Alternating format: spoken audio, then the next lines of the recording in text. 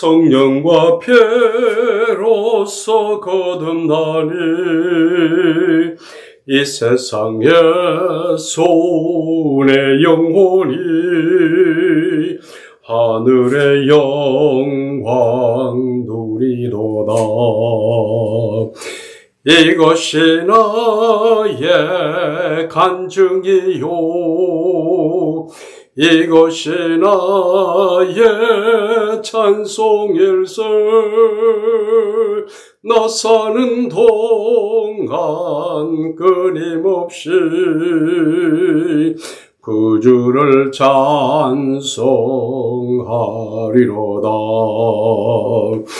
This is my story, this is my song, praising my Savior all the day long. This is my story, this is my song, praising my Savior all the day long. 주님의 이름으로 이곳에 찾아오신 여러분을 진심으로 환영합니다. 오늘은 기도에 계속해서 기도의 본질과 원리를 찾아가자 하는 이러한 주제로 잠시 시간을 나누겠습니다. 우리가 사는 이 시대를 한마디로 불평의 홍수 시대라고 표현할 수 있습니다.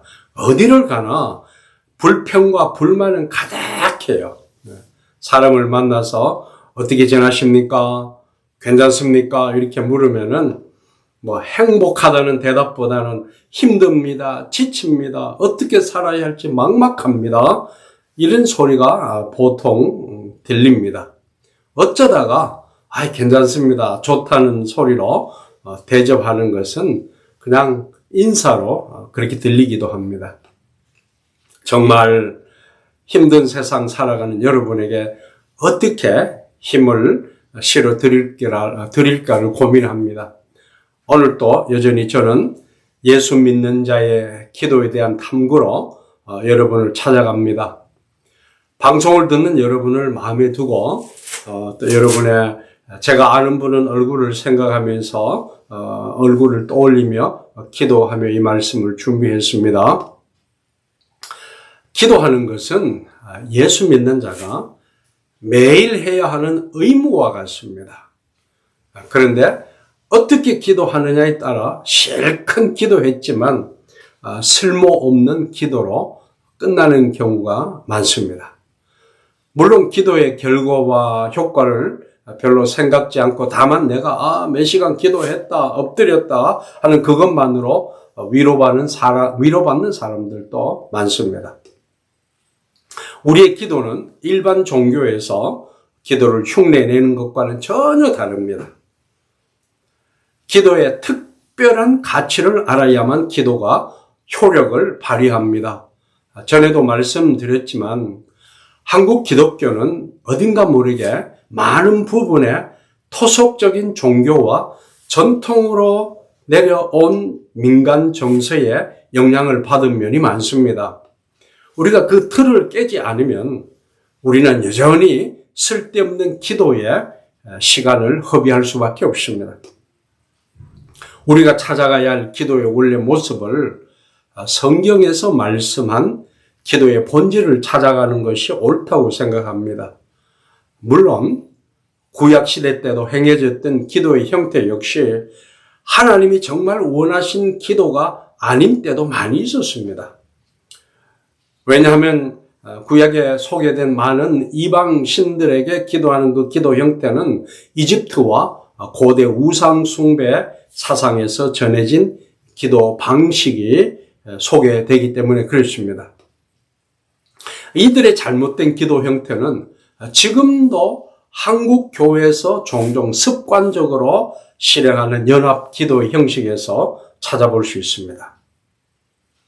귀놈으로 들려오는 그들의 기도 내용을 들어보면 별 의미 없는 같은 말을 수없이 반복합니다. 이들이 되풀이하는 기도는 강조가 아니라 어떻게 기도해야 할지 모르기 때문에 얼버무린 기도라 그렇게 들립니다. 고대 근동 지역의 우상을 섬기던 부족들도 기도 형태가 아무 뜻도 담기지 않은 말을 반복하며 급기야는 답답할 때 자기의 몸을 학대하는 광기의 형태가 재현됩니다. 하나님은 이러한 기도의 틀을 깨시고 선지자를 통하여 하나님과 선지자의 직접 대화로 하나님의 뜻을 전달하십니다. 근데 성경에서 말씀하는 기도는 고통이 동반됩니다. 그리고 기도는 두 가지 연합한 행동이 필요합니다. 하나는 탄원하는 것입니다. 흔히들 우리가 성경에서 말하는 구하라 하는 그런 뜻이죠. 또 다른 하나는 섬기는 것입니다. 서비스입니다. 그래서 우리의 기도는 대부분 탄원과 구하는 것은 너무 잘해요. 그런데 섬긴다는 부분을 거의 생각하지 않고 기도합니다. 여기서 섬긴다는 의미는요, 주로 구약시대 때 제사장들이 성막이나 성전에서 일정 기간 동안 자기가 성전에서 섬겨야 한다면 정성을 다해서 온몸을 다해서 자신을 헌신하는 그 모습이 바로 섬긴다는 의미 속에 들어가 있습니다. 이러한 섬김의 마음을 대부분 우리는 기도 요소에서 빼버리고 맙니다. 마치 된장국을 끓이는 요리사가요, 다른 부수적인 재료는 이런 거 저런 거 다 넣습니다. 그러나 된장을 넣지 않고 끓이는 경우와 같다고 할까요? 된장을 넣지 않고 끓이는 그게 뭐가 됩니까? 쉽게 말해서 된장이 들어가지 않는 된장국이 된 경우입니다. 하나님이 원하시는 기도는 반드시 헌신과 섬기는 부분이 들어가야 합니다. 어느 순간 제사장들이 성전에서 제사할 때 그들의 몸과 마음을 헌신하는 부분을 소홀히 했을 때 하나님은 그들의 제사를 받지 않겠다고 경고하십니다. 저는 오랫동안 이사야서를 공부하며 거기서 기도하는 자를 책망하는 내용을 오늘의 한국 교회가 귀담아 들어야 할 생생한 경고라고 생각합니다. 하나님의 엄중한 메시지가 이사야 선지자를 통해 아주 속사포처럼 연발되는 그런 모습을 저는 봅니다. 뭡니까? 제사 지내기 위해 몰고 나온 송아지나 살찐 짐승을 보시고 하나님은 분노하십니다.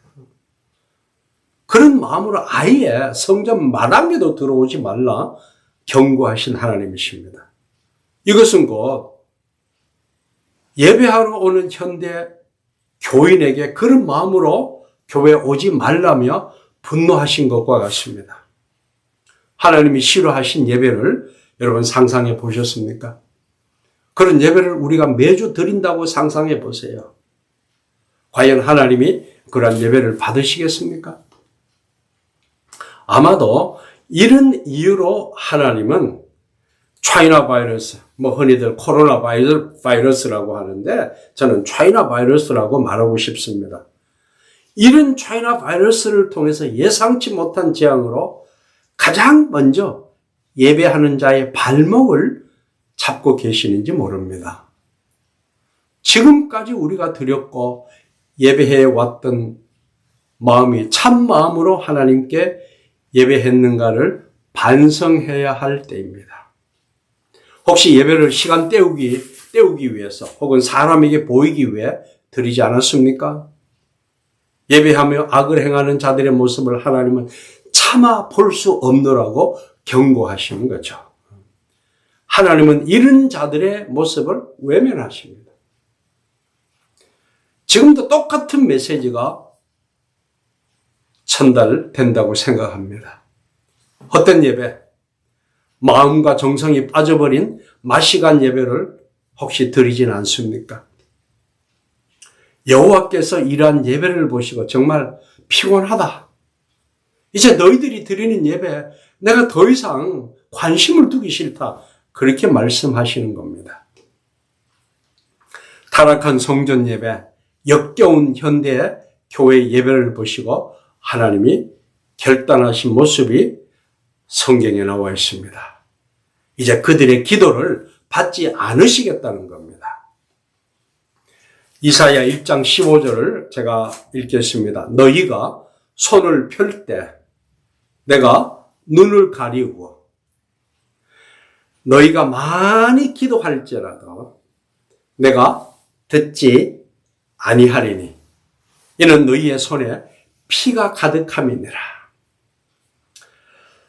이 말씀은 많은 설명이 필요한데요. 하나님 앞에 거룩하게 예배하기 위해서 짐승의 피를 잡았는데 그 피의 대가가 오히려 하나님께 드리는 대가가 아니라 자기 자신과 다른 사람들의 피를 흘려서 자기들이 유익을 보자고 하는 그런 역설적인 의미가 들어 있습니다. 오늘도 우리는 하나님이 받지 않으시는 기도에 몰두하고 계시지 않습니까? 아무리 기도해도 하나님이 듣지 않으시겠다는 말씀이죠. 기도의 응답을 아예 기대하지 말라는 것입니다. 그러면 어떻게 해야 됩니까? 기도하지 말까요? 아닙니다. 올바로 기도해야 합니다. 올바로 기도해야 합니다. 성경은 우리에게 올바른 기도의 주변 환경을 말씀해 줍니다. 이사야 1장 17절 말씀에 기도의 주변 환경, 우리가 생각해야 되고 우리가 행동해야 되는 기도의 주변 환경을 말씀합니다. 선행을 배우며 공의를 구하며 학대받는 자를 도와주며 고아를 위하여 신원하며 과부를 위하여 변호하라 하셨느니라. 하나님은 여기서요, 중요한 것을 말씀하십니다. 기도하는 자들에게 선행을 배우라 하십니다. 그럼 배우라고 그러니까 공부하듯이 배우는 그런 뜻이 아닙니다. 마치요, 전쟁 나갈 준비를 완벽하게 마친 군인이 이제 내일이면 전쟁에 침투되기 위해서, 전쟁에 투입되기 위해서 임할 자세를 최종 점검하는 자세와 같은 마음을 가지라는 것입니다. 그게 바로 선행을 배우라는 것입니다. 무엇입니까? 간구하는 기도의 수준에서 섬기고자 하는 전투적 자세로 무장하라는 것입니다. 전쟁 준비가 끝났으면 이제는 전쟁의 지휘관이신 하나님이 원하시는 진짜 공의가 무엇인가를 찾는 작업이 우리에게 남았습니다. 혹시 여러분은 쓸데없는 싸움을 해보셨습니까? 아무 유익이 없는 것 때문에 열을 올리고 분노해 보셨습니까? 그것만큼 허무할 데가 없어요. 이제는 쓸모 있는 전쟁을 하기 위해 우리의 지휘자이신 하나님의 공의가 무엇인지 탐구해야 합니다. 그러면 우리 삶에 올바른 해답이 나옵니다. 장사하는 사람들의 흔들리지 않는 원리가 있는데요. 제가 사업하는 분들의 그 생각과 어떤 마음으로 사업을 하고 장사하는지 가만히 들어보니까 그 원리가 있는데 뭐냐면 믿지는 장사는 하지 않는 원리입니다. 손해보는 장사는요, 백날 해도 손해만 봅니다. 마찬가지로 손해보는 기도를 하지 맙시다. 시간만 때우는 기도를 하지 맙시다. 효과 있는 기도를 하기 위해 기도의 본질과 원리를 우리가 찾아가야 합니다. 우리가 드리는 주기도문에도요, 가만히 그 주기도문을 분석해 보면은요, 주기도문에도 간구하는 기도의 내용이 있고 섬김의 요소가 함께 들어가 있습니다. 섬김의 요소는 싹 빼버리고 그렇게 기도할 때 그 기도가 성립되겠습니까? 마치 앵무새처럼 늘 하나님 이것도 주세요, 저것도 주세요, 달라는 기도, 그 기도에서 우리는 한 걸음 더 진보해서 하나님을 섬기려는 헌신의 기도로 발돋움할 때에 차이나 바이러스의 대유행의 두려움에서 우리는 자유로울 것입니다. 우리는 지금까지 기도해서 많이 빼먹었다면, 기도의 응답을 가지고 많이 빼먹었다면 이제는 하나님에게 섬기는 마음으로, 또 우리를 이 땅에 보내셔서 섬김의 도구로 사용하신 하나님의 뜻을 생각하며 엎드릴 때 우리의 기도는 놀라운 효과와 풍성한 은혜를 날마다 경험할 수 있을 것입니다. 다음 또 기도의 다른 주제를 제가 연구하고 공부해서 여러분들을 찾아뵙겠습니다. 잠시 기도하겠습니다. 하나님, 오늘 우리는 기도가 무엇인지 다시 한번 생각했습니다. 우리는 기도는 그저 말만 하고 우리의 소원만 늘어놓으면은 하나님이 알아서 응답하실 거라고 생각했는데 하나님 분명하게 우리에게 가르쳐 주셨습니다. 우리는 간구만 하고 우리의 소원만 아뢰고 마는 것이 아니라 그 기도 후에 함께 섬김이 따라오는 것을 알고 엎드리는 지혜로운 기도자가 되게 하옵소서. 예수님 이름으로 기도합니다. 아멘. 다음 또 여러분을 찾아뵙겠습니다. 그동안 건강하시고 평안하시기 바랍니다.